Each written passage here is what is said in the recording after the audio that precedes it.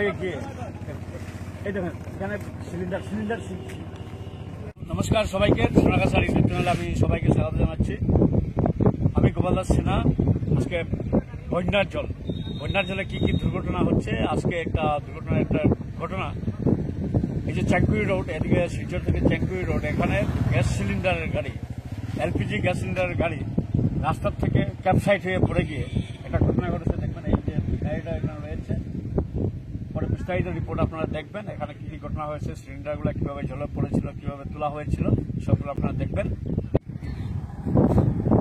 Silchar চ্যাঙ্কুরি road, এখানে দেখেন সবদিকে বন্যার জল, এখনো সবদিকে জল রয়েছে। দেখুন চ্যাঙ্কুরি, এটা চ্যাঙ্কুরি গ্রামের এলাকায়।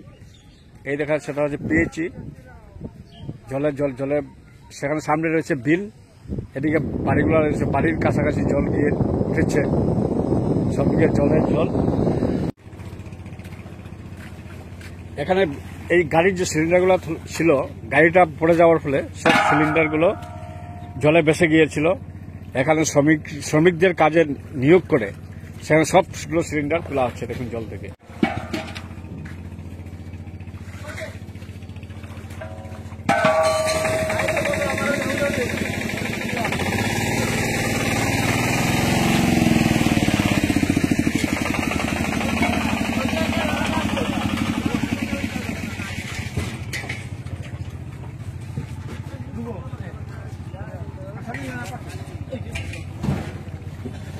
আপনার ড্রাইভার নেই দাদা?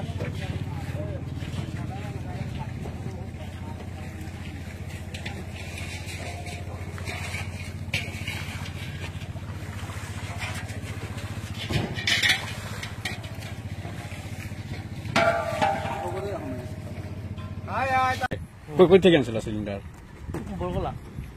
বরকলা প্লেন থেকে না?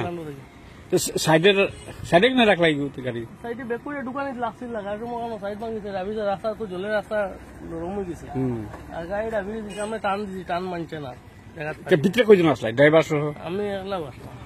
ওইসে না কোনো শুট পড়ছে না? জলে ডুবছে না? নি না না, পরে নামছি জল। ও এই থেকে নামি গেছে গিয়া।